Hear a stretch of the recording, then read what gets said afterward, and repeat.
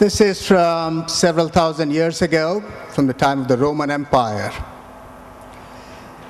And in that era, you could tell that somebody had made it in life if they did the following. They commissioned an artist to build a sculpture for them.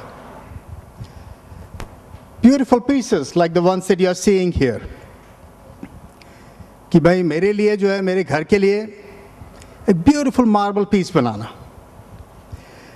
So these artists would come in, they would go to work, and they would build these beautiful pieces. But the final product would be the 6th or 7th or 8th piece that they would try to cut. Because marble cutting, stone, it's not an easy thing. There will be some defects or the other. But because the people commissioning these were commissioning them as one of a kind, a perfect piece, they would only take the final piece. Now what happened to all the other pieces along the way? किसी की नाक टूटी हुई है, किसी का हाथ थोड़ा टूट गया, किसी का कंधा चिपटे है. So what the artists would do is उसमें wax filling कर देते थे. Wax filling करके for those pieces that had been retrofitted, modified, they would take them into the market for the commoners to buy. So then the shops at that time said we have to come up with a way of differentiating, is my product a genuine product or is it one which has wax and things mixed in to cover up all the defects. So the shops there began to have a sign outside the door. The sign only had 2 words. Sine Sera. Now, sine is Latin for no, and Sera is wax. So when they would hang, when a shop would hang a sign, Sine Sera, it was basically saying, I'm selling a genuine piece. I'm selling an authentic piece. इसमें कुछ मिलावट नहीं है. So the simple word that we use in our day-to-day life, sincere, comes from sine sera. So I thought I'd start our conversation this afternoon with a story around sine sera to wake you all up and basically deliver 3 messages.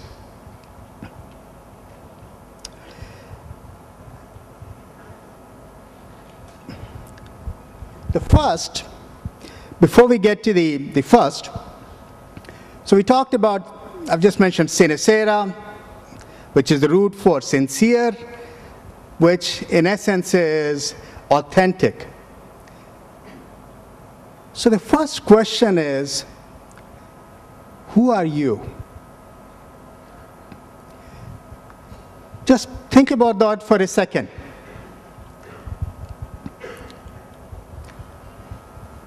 Because so often what happens is, when I ask somebody, who are you? A very simple, deceptively simple question, we get very broad answers to that. And I claim that the first step in one's journey is to know yourself. Well, what does it mean to know yourself? सुबह काबरा जी बात कर रहे थे, सरस्वती जी की वो बात कर रहे थे, भारती जी अभी हैं नहीं यहाँ, वो बात कर रहे थे अपने महेश्वरी समाज की. तो when we are all familiar with कि अपना गोत्र क्या है, राशि क्या है, काफ़ी लोगों की आपकी जन्म पत्रियाँ भी हैं, लेकिन कर्म पत्री किसकी किसके है? So I asked the question, do you know yourself? Not as a rhetorical question, as a pretty deep question. Well, let me go further. आप बोलेंगे भाई, what do you mean कि know yourself? The question is, क्या आप अपनी personality को जानते हैं? आप अपने inner traits को जानते हैं? आप अपनी strengths को जानते हैं? So when somebody asks you कि भाई, what are your strengths? we start telling them about all the things that we have done in life.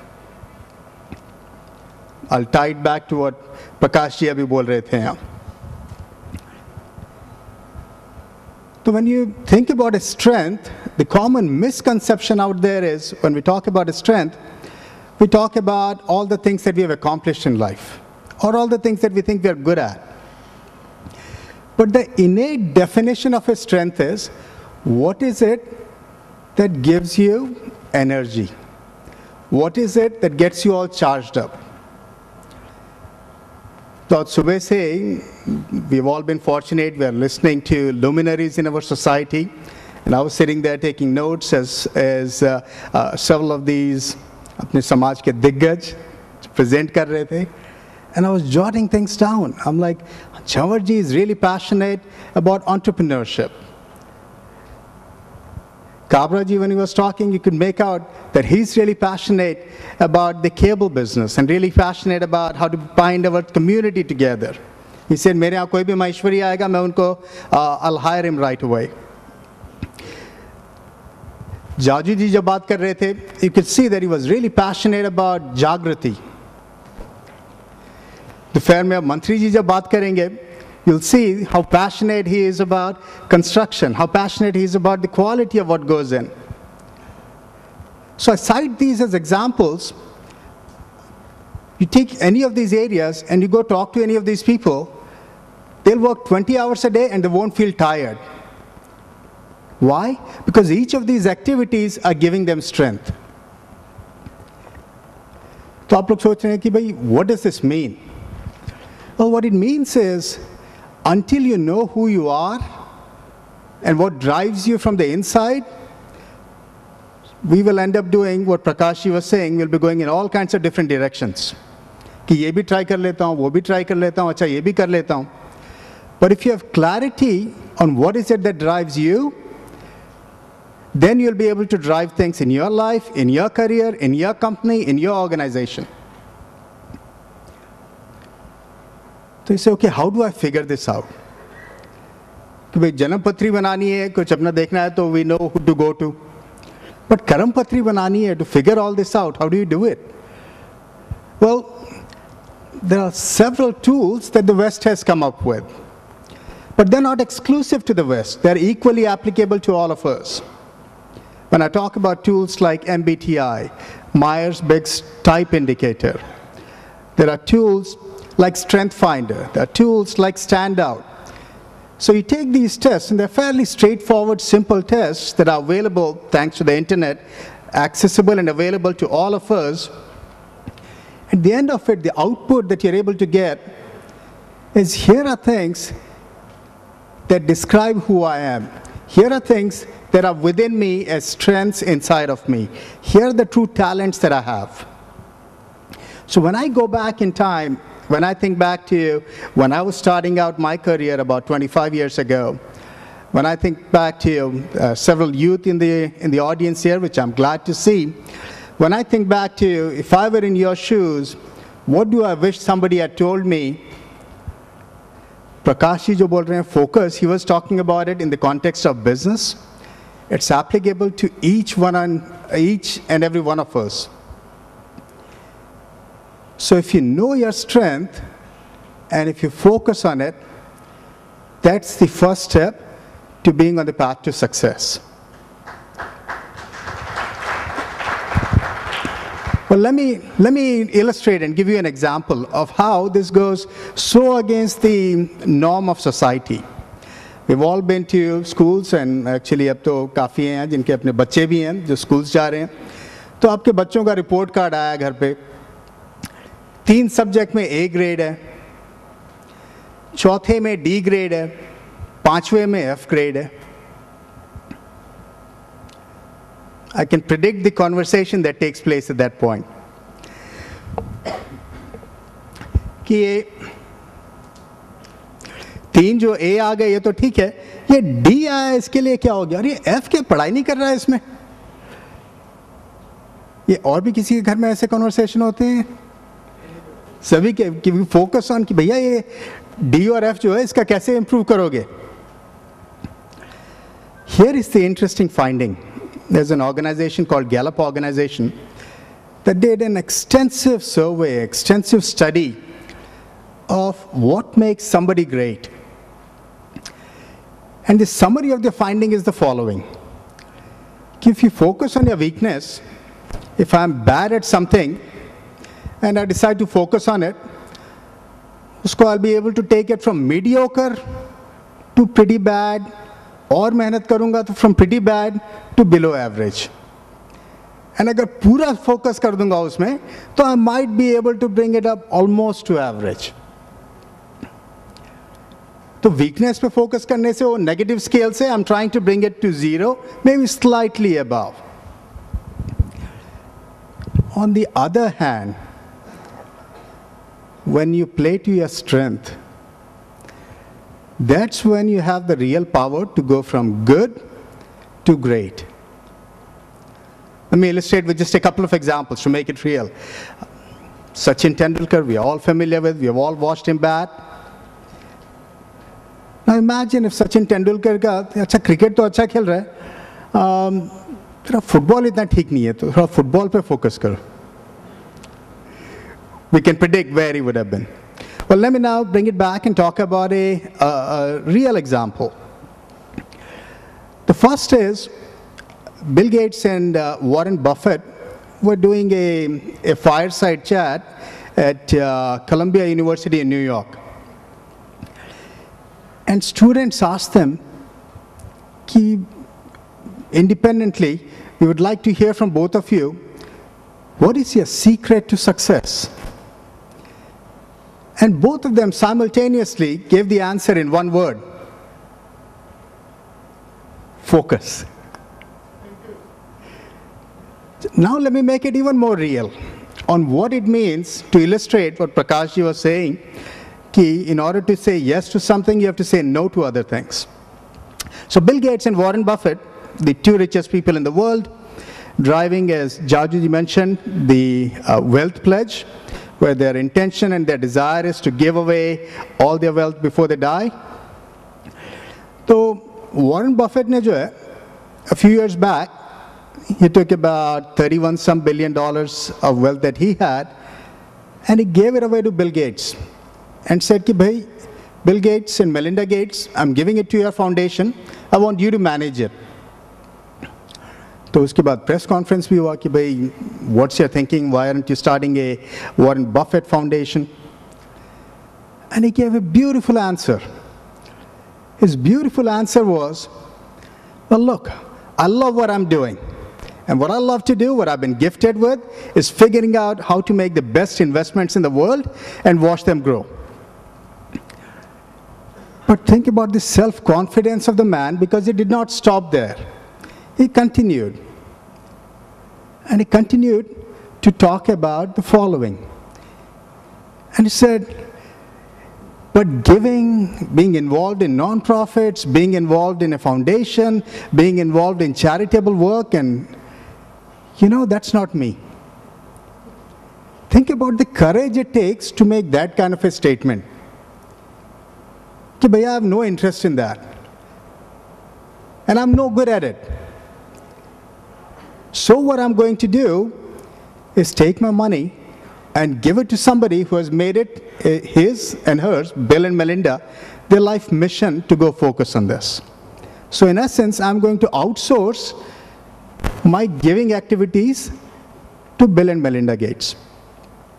I share that story because it's really a classical example of focus. And focus meaning you play to your strengths, and you say no to activities that do not play to your strengths, as unpopular as they may be. The world's second richest man, in essence, is saying, कि भैया ये charity, non-profit work, इसमें मुझे मजा नहीं आएगा. You have to be very secure about yourself to be able to make that statement. Yeah?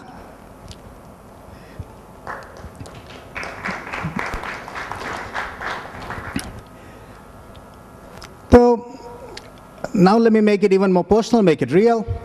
So when I've been working on and it's a journey to figure out who you are. So my journey that I've been on for several years now, I have basically come to the realization that there are two things that are innately strengths in me. The first is creativity, being able to come up with creative ideas. And the second is being able to connect the ideas with people, connect great people with great ideas. That's it.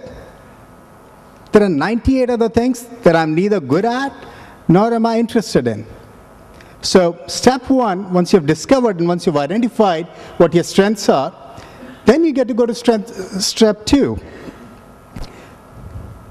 Step two is you basically play to your strengths.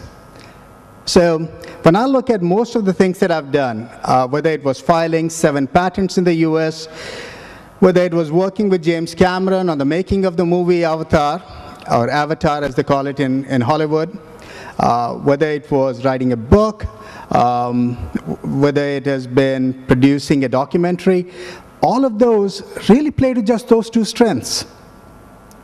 And what that means is I end up saying no to a number of things.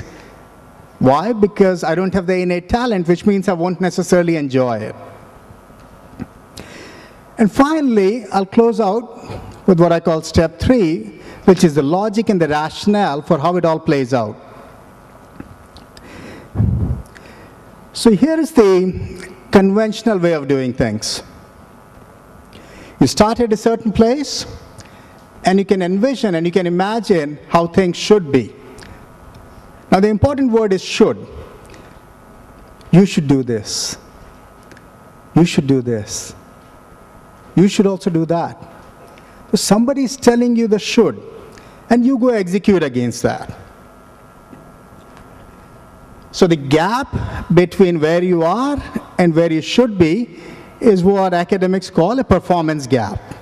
And if you can go address that, you are a value creator, which is not bad. 20 years ago, that would have been enough. But in today's world, you have to go beyond that. In today's world, you don't stop at somebody telling you where you should be, but you think about where we could be. And some of these ideas may be yours on your own. Others are ideas that you're getting from others in your organization. You're encouraging them because in where could you be, where you should be is a statement, is an order. Where you could be is a question mark. Where could we be? How high could we go? How fast could we go? Where could we rise? So the could part requires imagination. So what Prakashi was referring to, the Bill Gates example, one of the smartest people I've met, one of the smartest guys I've ever worked with. But he was also smart enough to say, let me get the best ideas from everywhere within my organization. Let me take a week out to spend time thinking, distilling, understanding the best ideas from within the company on everything that's happening around the world from a technology perspective. So if you can do that, you are now addressing what is known as the opportunity gap. And my friends, you can see the opportunity gap is at least 3 times bigger than the performance gap.